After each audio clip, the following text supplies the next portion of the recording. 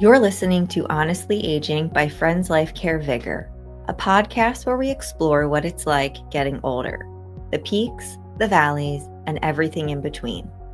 In this season of Honestly Aging by Friends Life Care VigR, we're covering topics related to vibrant aging. I'm your host, Cheryl Proska. Let's grow old together. On today's episode, I'm joined by Vicky Hart, who is the director and founder of A Gathering of Minds, a place for people with mild cognitive impairment, early stage Alzheimer's, or other neurological condition to be seen and acknowledged for who they are, not for the disability they have. Vicky is a certified therapeutic recreation specialist, dementia care practitioner, professional opera singer, and voice teacher with a doctorate in music. Vicky uses her musical background as one of the many pathways to connect with people with cognitive impairment. Vicky, welcome and thank you for being here. How are you today? I'm doing great. Happy to be here. Thank you for inviting me. Absolutely. So, you're joining me today to discuss real life strategies listeners can use to stay connected with loved ones facing memory loss and share the work you're doing at A Gathering of Minds to build connection among people with cognitive impairment. To Yes. start, can you share a bit about your background and how you went from being a professional opera singer to working with people with cognitive impairment? Well, it started when my father contracted progressive supranuclear palsy, which is a frontotemporal dementia, and so he was going through that journey, and I hadn't really thought much about dementia until that time. But I visited him, and as we were together, and he lost his cognition bit by bit, I was like, how do I stay connected to my father, who had this brilliant mind? And it turned out, of course, he loved music, especially like musical theater from the 20th century. And so I started singing to him, and he would be able to speak. He would respond differently, and I was able to have a relationship with him through music.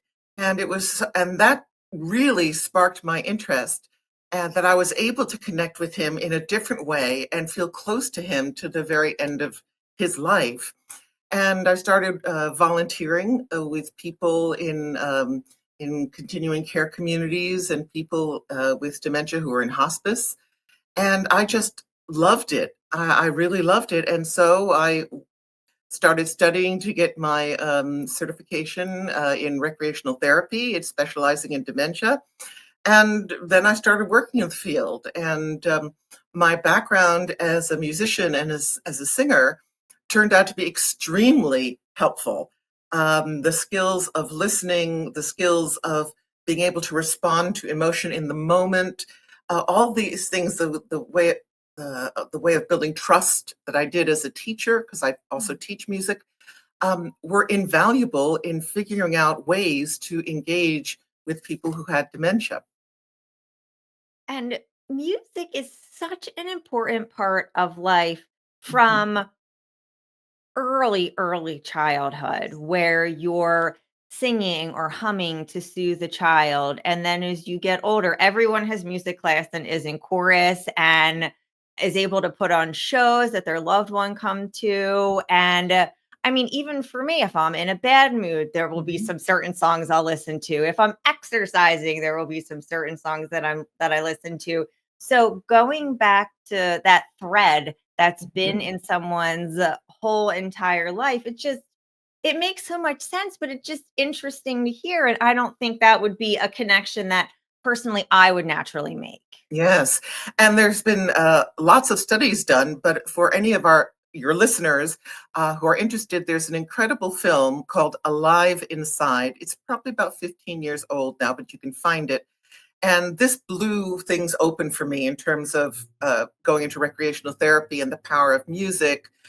In this movie, a social worker, just back in the days of the little iPod minis, he Mhm. just started playing music, but not any music. He would play music that the client came from their time as like a teenager and in their early 20s, where they had this strong emotional connection. And it turns out that where music resides in the brain is one of the last places to be affected by dementia, diseases of dementia. And also that part of the brain is connected to like all other parts of the brain. So when I used music, for example, with my dad, his caregivers, when he was in the nursing facility, would say to me, his speech and his motor skills are better for 24 hours after you're with him, which is something I didn't expect. But the other thing that's really important is it directly connects the person with those emotions that they had 40 years ago. And as we'll get into, my recommendation in general for people who have a loved one with dementia is you need to change from an information-based communication system to an emotions-based communication system. And music is a wonderful example of how that can really work. And so often, dementia is viewed in terms of decline. However, what I'm hearing you say is that there are some ways that we can reframe that conversation to recognize the strengths and capacities people still have.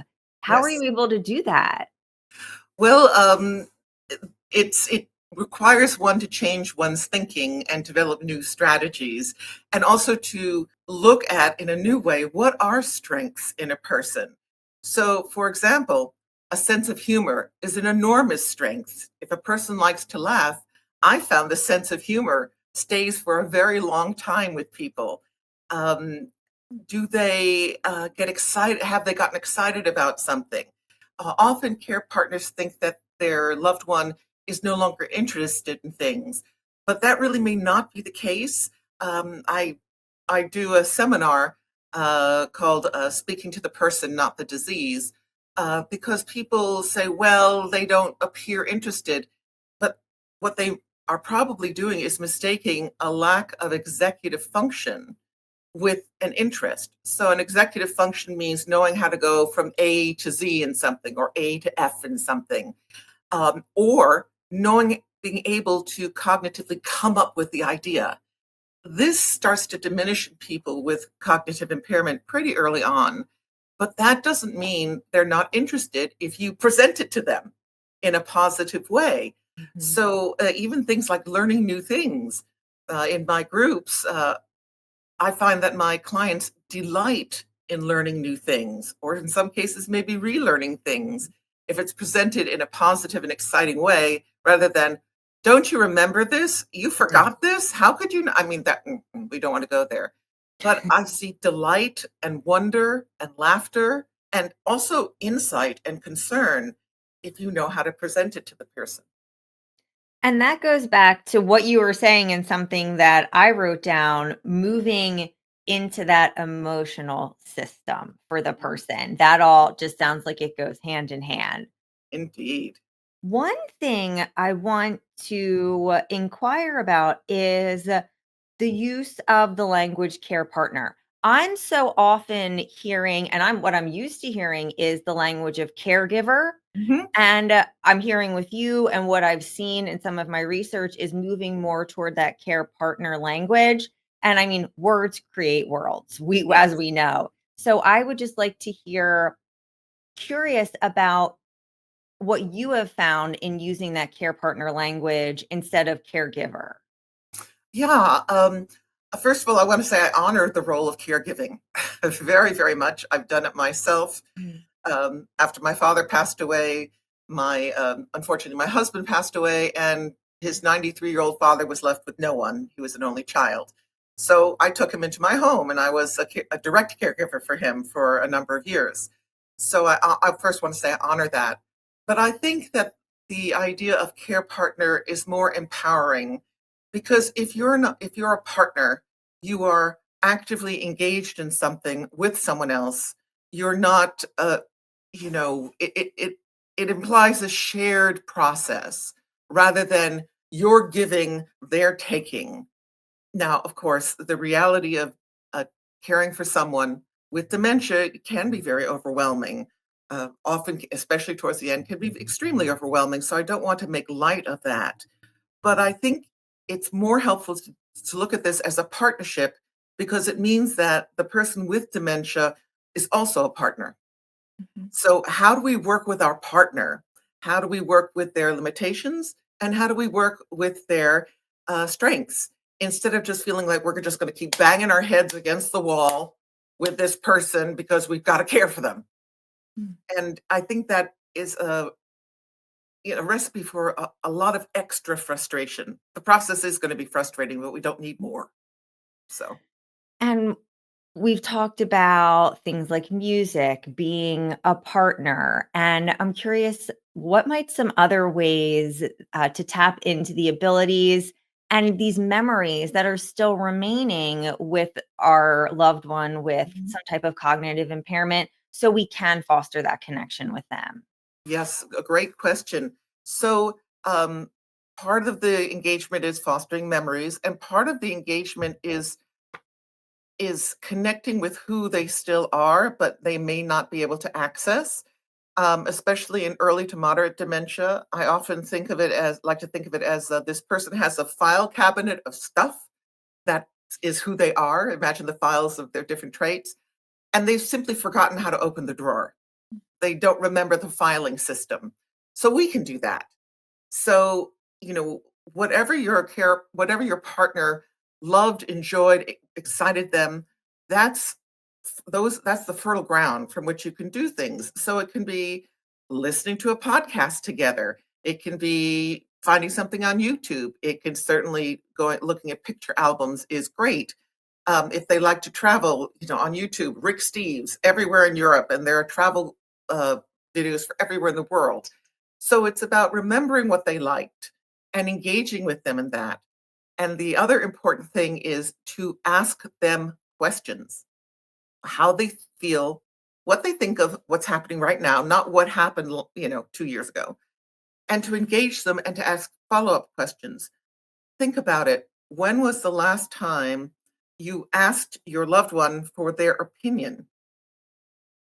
You might ask them something that's like, "Do you want to eat?" No. So they get into Mhm. this battle of yes, no, and that's a kind of another issue. But I find that people with dementia love to be asked their opinion, to be presented. See, it's our job as care partners to be the one who presents something because they're not going to be able to present something. That's not generally where they're at. But if you present something, then to ask them, if you look at, oh, I don't know, a travel thing of Hawaii, maybe they loved going to Hawaii. They may not remember they went to Hawaii. You can say, look at that. Do you think that's beautiful? What do you like about that? Would you ever want to go there? So it's about engaging them in a way that they can respond and also kind of stepping back on to the emotional based thing. People with dementia may not be able to think very well, but they feel generally very acutely, unless there's a pathology like extreme Lewy body dementia or a Parkinson's with some you know a per, personality changes. So that's kind Mhm. of an exception. But they won't necessarily. There's a wonderful saying in the field. They won't necessarily remember what you said to them, but they'll remember how they feel about you. I think we've been focusing so much on what we can do to foster this connection and a positive experience. At the same time, I'm sure there are caregivers, care partners that are facing communication challenges with a Yes. loved one. Yes. And I'd be curious to hear from you, who's had all this experience in the area. What are some of the most common communication challenges that Mhm. you've seen care partners face? And if there's any other ways that they can address those challenges that Mhm. either we haven't talked about or that you really want to impress upon, I'd be Yes. interested in hearing that. Oh, absolutely. And it's a skill that one has to develop. It's actually not that hard when you have the right idea. So, as I like to say, speak to the person, not the disease. So, when I say speaking to the disease, it's important to know that when a person has dementia, to be very blunt about it, parts of their brain are dying. So, you know, there is just not the the brain cells or the connections left to do certain things. So when you speak to that, when you ask them to remember a sequence of how to do something, when you ask them, why don't you remember I told you 15 minutes ago?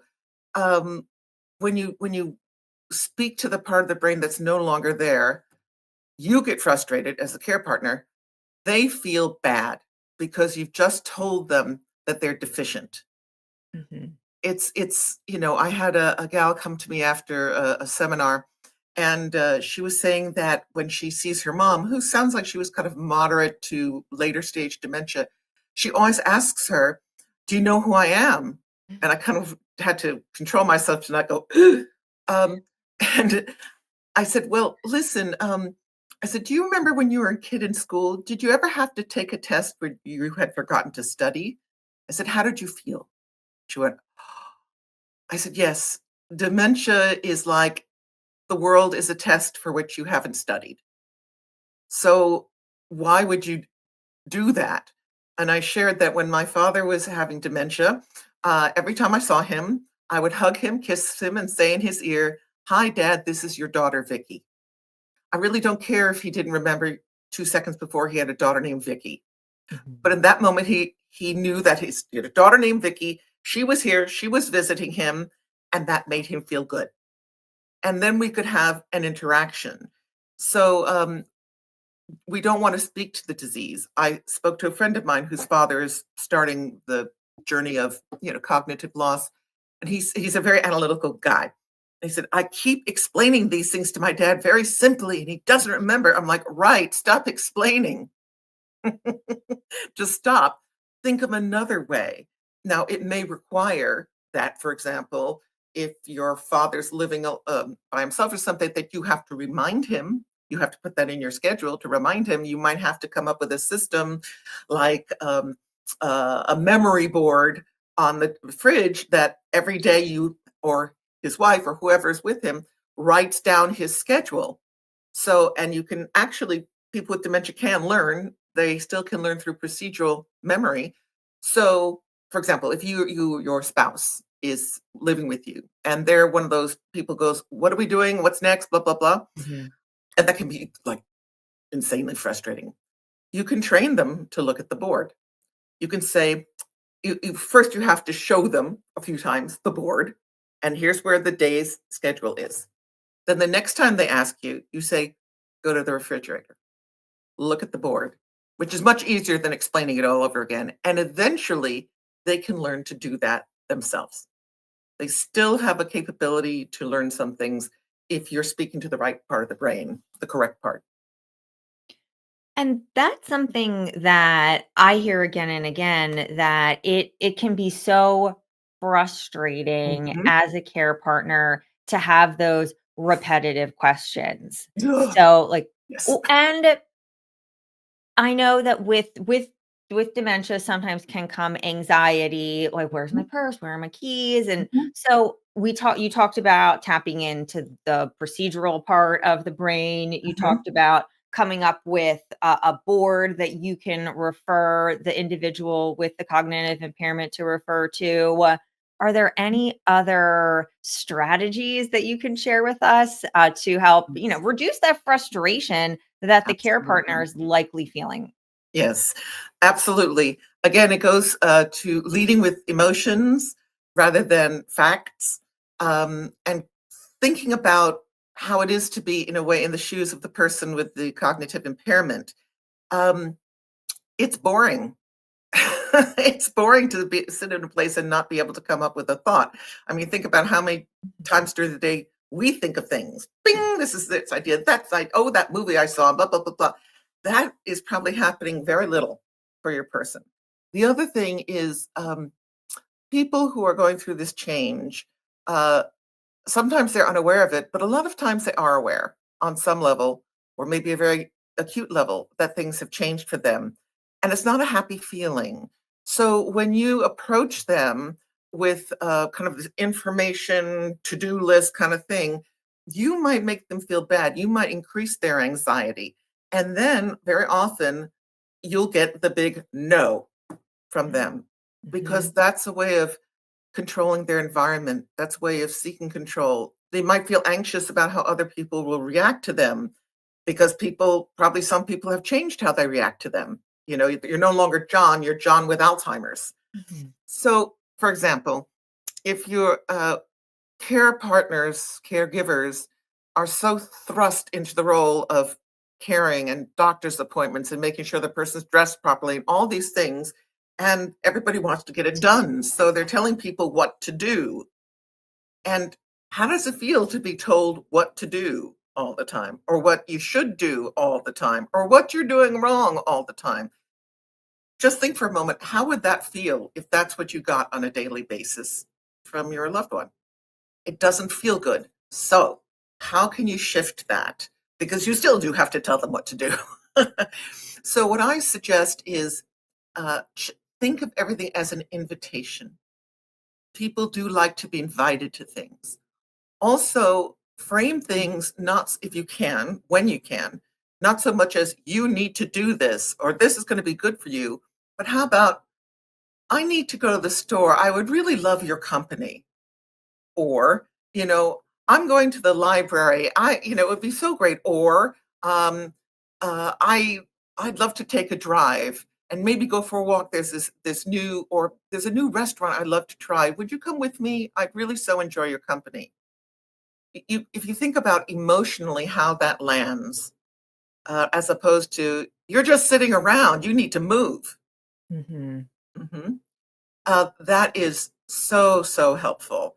Also, because people with dementia often feel that their life purpose has been degraded, especially if they were the active person, if they were the person who took care of people, took care of things, their role has shifted. So, as a care partner, what can you, how can you frame things that makes them feel valued?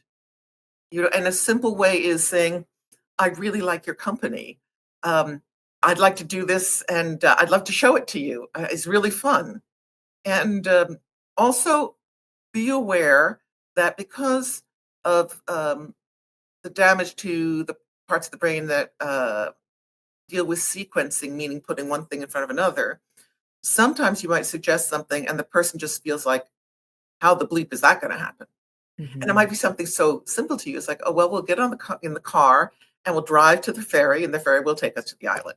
And that might not be a way to think. So if you can parse it out, oh, we're going to take a lovely drive and then there's a boat. I already have the tickets and it'll take us and then we'll have a beautiful lunch. That may sound nice. And I'd love your company. It's such a beautiful day. You can just, even as I say it, notice the difference in tone and how you react to it. Oh, we got to get out. We got to do something. It's so boring for you to be here. I mean, I'm going to take this into my day to day life, dealing and working and living with people who don't have mild cognitive impairment, Mhm. where just that the slogging through the day to day, having this being more invitational, framing in a positive way, letting people know how much you care about them, and finding ways to incorporate purpose. I think Yes, that's something that everybody can benefit from. absolutely. And I'll tell you where I really got my skills with this is I was a voice teacher. I still am a voice teacher for decades. And so when you're teaching someone to sing, especially someone who's a beginner, they're coming to you. They have no idea how the voice works. And how it actually works without going into the whole thing is very different than people think. For Mhm. example, people think you take a huge breath and you shove, and it's just the opposite. So as the teacher, I have to guide people through a process that's completely unfamiliar. They don't know how to be in their bodies as singers. They don't know what to concentrate on. They're really lost. And I have to guide them, but not by saying, "Oh, just sing better." Mm. That's not going to really inspire someone. So the question is, how do I guide someone through this process in a way that makes them feel secure, supported, and with as much humor as possible? One lovely thing to do, and it's really super easy. On the internet, you can just look up funny quotes. And there are websites that have quotes from people, and you can get the quotes of Mark Twain and the quotes of Will Rogers and the quotes of Jerry Seinfeld. And you could every morning or every Monday, you could print these out and you could read them to your person.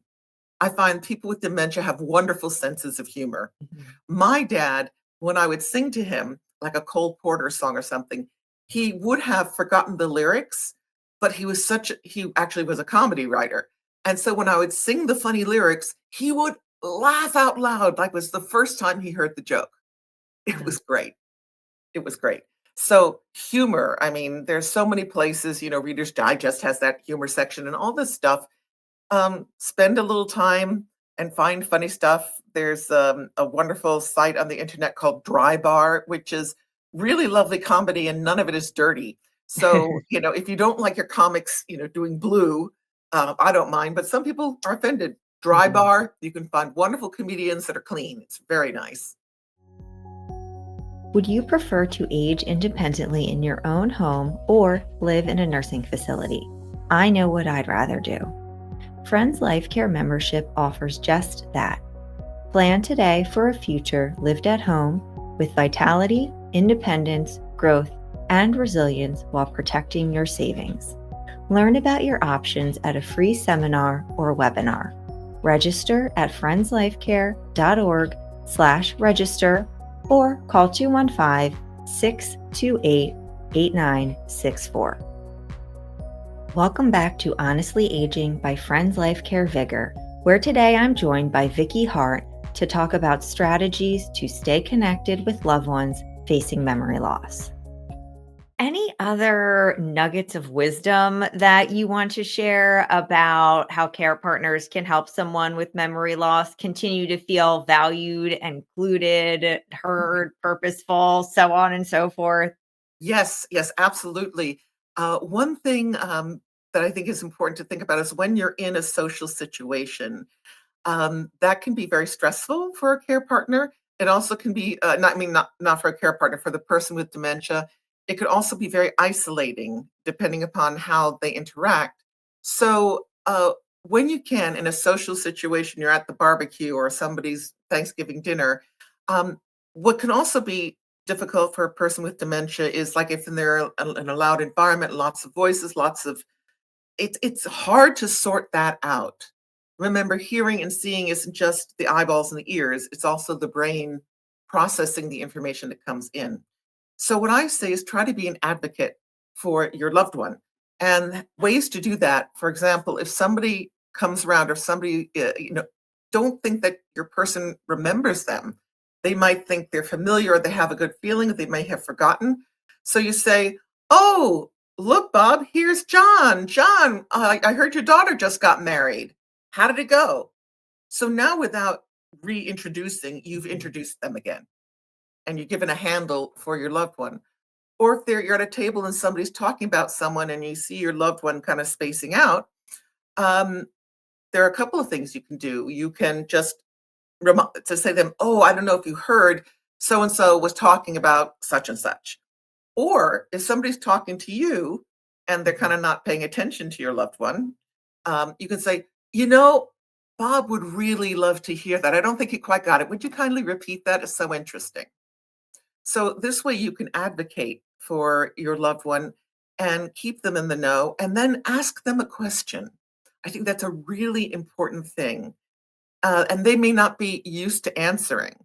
So, there does come a point where sometimes people just really can't come up with, put together an answer.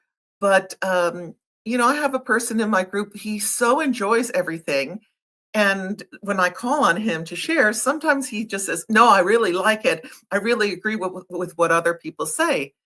And that's really okay because that's cognitively where he's at. Whereas some other people, if I didn't call on them, they wouldn't share, but they often have some real insight to share. Sometimes from something else, they'll pull out a memory that surprises all of us, or some other aspect. It'll connect to something in their professional life, and all of a sudden, this gem pops out. Mhm. So, when you can, try to ask questions and then try to ask follow-up questions. "What do you think of that wedding? Oh, that sounds nice." You Mhm. know, uh, uh, you might say, you could say, "Do you remember when we got married?" Because that's an old memory, and they might remember. And, or, "Do you remember when you proposed to me?" And they might say, "No." And then you say, "Oh, well, it was so funny." And then you do a story where they're engaged, and then they actually might remember. They might not, but if it's just an upbeat, lovely story, then they hear an upbeat, lovely story, and it doesn't matter if they remember it. I guess that's the big thing. It doesn't Mhm. matter if they don't remember. Right, because you remember. And there's something I was thinking about earlier in the conversation when you were talking about your friend who, Mom, do you remember me? Mom, do you remember me? Mhm. There's been this whole lifetime that you likely would have had with this person, and Yes. you have all those memories, and at one time, your loved one had all those memories too. Mhm. So, I just look at it like now you're the keeper of the memories, and I it love could that. be such a gift to tell it back to your loved one, even if they may not remember it. I love that. That is so beautiful, and out thinking of yourself as the keeper of the memories. Absolutely. So, for example, looking at, books of photographs, or if you want, it's easy to do for you to have it on your phone or your pad, do that. Mhm. That can be something you share. Absolutely. And there's a game that I haven't personally worked with, but I've heard good things about. It's called We See. I think it's OUI, like French we, and then Mhm. C, S, I think it's SI. You can find it on the internet, and it's a set of cards to prompt conversations. Mhm. So that can be really fun. Trivia is fun for older people because they do have these random memories. And there are books of trivia. Again, you can find them online specifically for older people and little games. Something I love to do with people from my background as a singer, I love to do tongue twisters. They are a hoot because you laugh at at the errors, but doing those together can be such a fun activity. It's Mhm. silly, try saying benevolent elephants 3 times fast and you will laugh. I guarantee you Absolutely. would laugh. Yeah, so and, oh, the other thing is try to, when you can, I know care partners are incredibly busy, Mhm. but everything I'm speaking about is kind of like in the course of the day, but I think it's really good to try to have intentional time for emotional connection Mm. because everybody's busy, etc. So, for example, um, if you make dinner at night, a good thing you can do is have the person with you instead of watching TV in the other room, put on a podcast, and then and that might interest your person, and pause it every once in a while and ask them what they think. Mhm. And that can be a time that you would be chomping alone and they'd be, staring at the TV, that you are actually connecting, that they are being asked, that they have a demonstration that they are valued because you're asking them their opinion. Or you could listen to music together because it's so enlivening. Or it could be partly during your walk if you do a walk together. I mean, look for these times when you can actually have, intentional connection because it's too much to ask to do it 24/7. Mhm. But if you know that, well, at this point, we're going to be together, we're going to be laughing over something, or we're going to be making cookies and talking about something, or whatever, or watching a video. YouTube is a treasure. Watch it together, but always discuss. Don't be Mhm. afraid to pause and discuss. It enriches the experience for the person and for yourself so much. And we've talked so much and so importantly about the emotional side of this journey. And part of that, I'm sure there are emotional obstacles and challenges that both the person with dementia are Mhm. facing as well as the care partner. Yes. So is there anything more to say about what some of those emotional challenges might be so we can demystify it a little bit? And I'm also thinking about what you just said with the care partner, they're going to need to find ways for self care because they're doing so much. Right. So, summing that all up, are there any like emotional challenges that we can demystify? And then give some suggestions for ways a care partner can practice self care. So important. Yes, yes. Well, I feel like we've discussed a number of them as we've gone through, and I agree with you entirely. Self-care is really important, and also finding ways to for the care partner to be detached from caring for a little Mhm. while. Mhm. If it's finding a group that you can bring your person to for a little while, or having someone come into the home once or twice a week for a few hours, just so that the person who's caring doesn't have to be doing that actively. And then I think also, um, just to think about lowering the level of frustration for the care partner, and also the anxiety and the resistance, by not asking the person with dementia to do things that they're absolutely incapable of doing, to Mhm. think in ways that they're absolutely incapable of thinking. I mean, we go through life, and especially, with a partnership, a marriage, or that, for example, there's so much information going back and forth between the partners during Mhm. life, and also with children and parents. To have a parent with dementia is to feel a switch in roles.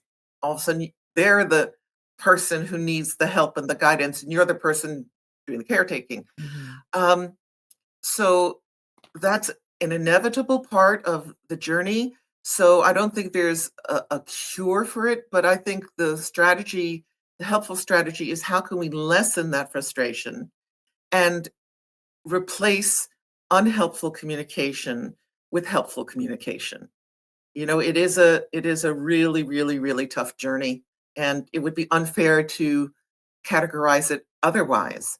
At the same time, I used to call my seminar "Making the Most of Now" because my Mhm. experience with my dad and my father-in-law told me that if we can be a little more skilled, we can have moments and hours of wonderful connection with our loved ones, or if it's possible, as long as we're not, you know, um, stepping on their broken toe. Like, why Mhm. does that hurt? It's like, ow. Yeah. Um, and then our frustration, which I think is kind of the piece of grief. You know, Part of this is that deep acceptance that this person is changing. Some of some of what we value in that person is still there, but some things. I remember when I realized my father's diagnosis, I wept, of course, and I just said, "That magnificent mind," Mm. which was so much a part of our relationship. I said, "That's gonna be gone." But I was able to connect with him, and even though most of that magnificent mind was gone, what ended up being there was love, and that was really, really nice. And I appreciate you bringing up the grief. Yeah. And it is what the way I think about is it's going to be a long grief process Yes. because you're going to watch and experience your loved one, losing mental function, maybe physical function, and having to watch that. Your own grief may likely be in stages. And just the fact that there are support groups out there, Yes.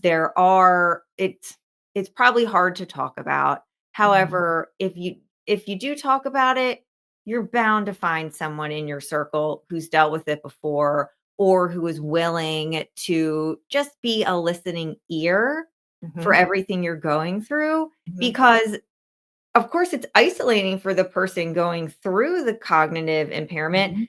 It's likely isolating for the care partner too. So it's such an Yes. important component of the journey that you brought up. Yeah. I so agree with you, and I'm so glad you brought that up. Going through this journey alone, or being like the port in the storm, is Mm, so heavy. It's so much. And, if there's anybody out there who's thinking, well, that, me going to a support group or a grief group won't change anything, I said, it'll change you. Yeah. It'll change how heavy the burden feels. And even if the burden feels 20% lighter after a group like this, isn't that worth it? Aren't you worth it? And also to be with other people who are going through the journey where you don't feel like you're being judged, that Mhm. you can, you know, put your emotions out there and not worry that somebody else is going to feel uncomfortable by hearing them, where people understand. That in itself is so healing for the person who's on this journey. I really completely endorse that. And I mean, a lot of, for example, churches, synagogues have groups for seniors who are going through this, meaning people who are care partners or caregivers. There's lots of stuff on the internet, often free groups. So definitely look for that. Alzheimer's organizations have groups. And Mhm. fortunately now a lot of these groups meet online. So it makes it so much more convenient. So I'm so glad you brought that up.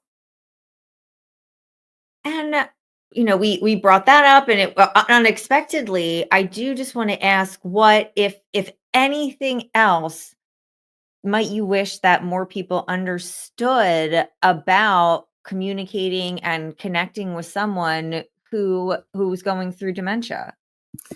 Um, Really, the main thing is what I started with: speak to the person, not the disease. I often ask when I'm doing a seminar, I tell people to write down 5 areas of strength. And, sometimes Mhm. when I say to people, we're talking about strength in people with dementia, they kind of look at me funny. It's like, no, Mhm. no, no. And I spoke about this earlier: their sense of humor, their love of nature, their curiosity about different travels, their curiosity about different kinds of food. You know, these things, we don't always think of them as strengths, but especially with a person with dementia, they are, because there are places where you can have meaningful, loving connection, actually have fun, share some laughs, learn something new together. These are things that, as the cognition fails, all those lovely things that I just said sometimes get just thrown away. Well, we're not doing that anymore. It's like, yes, that's what you should be doing, at least in a way that you can sustain. So not every interaction, every moment, but your intentional connections, your times of intentional connections, let them be fun, and as much as you can, and catch yourself in a very loving way.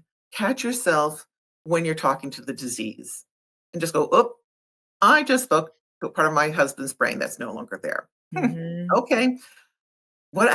Maybe I could have said that differently. Okay." And that's it. Gently and just with a sense of humor. It's like, "Huh, well, that didn't work." But now you know what can work. And that's the important thing. It's like, well, if I can't talk to them about that, what do I say? Well, that's a that can be actually a very lovely exploration for people if they do it with a lot of self-love and self-acceptance. And I keep going back to your filing cabinet analogy Mhm. where, okay, let's open the filing cabinet again. Let's go to that next interest. Or, hey, I'm going to have some grace with myself and I'm going to go back to, that person's interest of fishing or cooking or Mhm. reading or Yep, exercising, whatever. I mean, people have so many interests. And that's so right. just going back to that filing cabinet, pulling out another file and seeing what we can try today. Oh, yes, and sometimes you can be really surprised. There was a gal, this is when I was working at the Mainline Adult Day Center. She was joining our group, and we were having an interview, and her husband was with her, also very nice guy. He said, "Helen has lost interest in things," and I thought to myself, "I bet she hasn't." But so anyway, so she joined the group, and she was a wonderful member of the group, and then one day out of the blue, she goes, "I wanna know about Bitcoin." And I'm like, Oh, so do yeah, I. I'm like, okay. So I put together a session for our next meeting on Bitcoin. And then I realized, for example, that you really can't understand Bitcoin unless you know something about the theory of money. Hmm. So I found a video on the theory of money.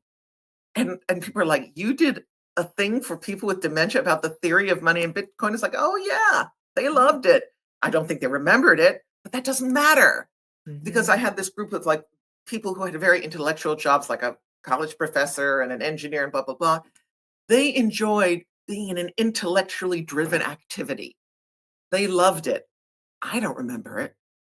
So they don't, but it was that experience of being, in a sense, made whole for that minute, for that moment. And I could ask them questions about an aspect of it or another aspect of it. And even at the end, if somebody said, well, it's too much for me, I don't understand it, I'd be like, yeah, me too. Mhm. So, that there's so much there's so many possibilities, especially in the, kind of early to moderate stages. And don't be Mhm. afraid. And if a person doesn't like it, they don't like it. That's done. Onward, on to the next.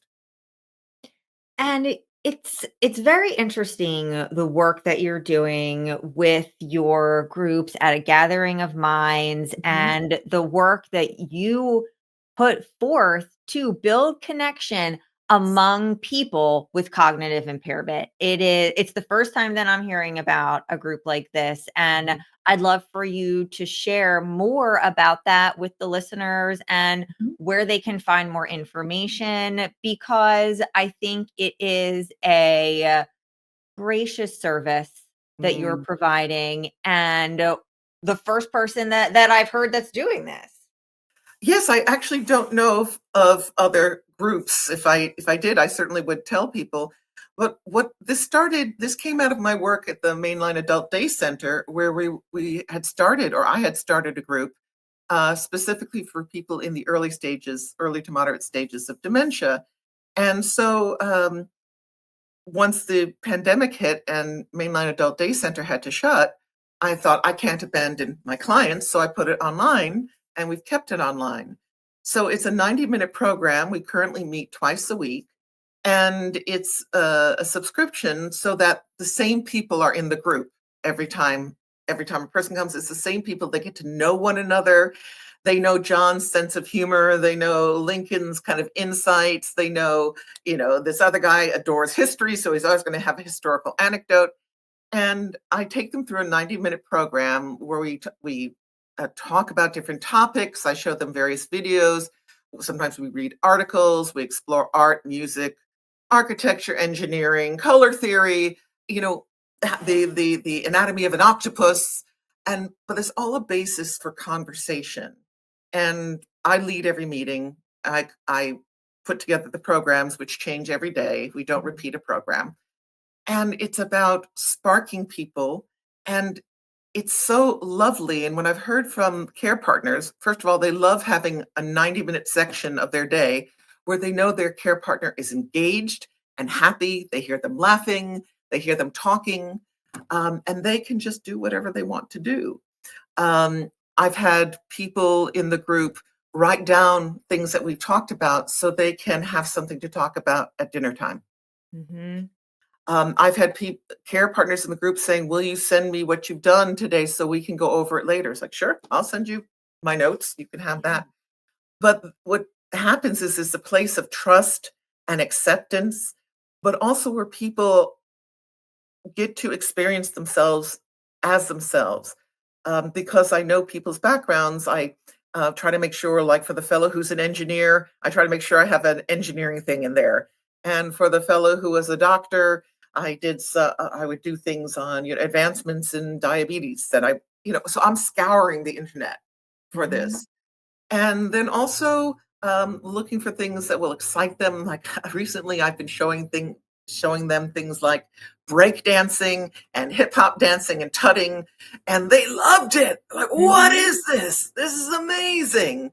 I did rhythmic gymnastics Hmm. with them. And well, I didn't do it, but I showed them. That wouldn't have been good. And they're like blown away. I also want them to have a sense of wonder. Mhm. I have on my website a wonderful quote from Dorothy Parker, the writer. She goes, the cure for boredom is curiosity, and there is no cure for curiosity. Mhm. So I always try to spark that curiosity. And, think about it when you want to find out something or learn something or figure out how to do something and you do it, you're like, ooh, it's like the mental version of a chocolate chip cookie. Yeah. And so I want people with dementia to feel that. on a regular basis. And I remember one beautiful thing I got from a care partner when her husband had his, when people look to sign in, they come to a free meeting so they could try it. And then I wrote to her, emailed her. This guy was up in like Montreal or something. And I said, "How did he like it?" And she just wrote back, "I saw my husband smile." Mm. I'm like, okay, whew, all right, we're good. So it's for them to have a very proactive, engaged time together. And so if somebody wants to find out about it, you can check out my website, which is agatheringofminds.com. And you can send me an email and we can talk about it, see if it's a good fit for the person you're interested in. And it just gives them something, I think, very precious. They come to a place where they're known. People are happy to see them. I greet everyone by name. There's never more than about 8 or 9 people in a meeting. And we talk about interesting things and we laugh and we have wonder.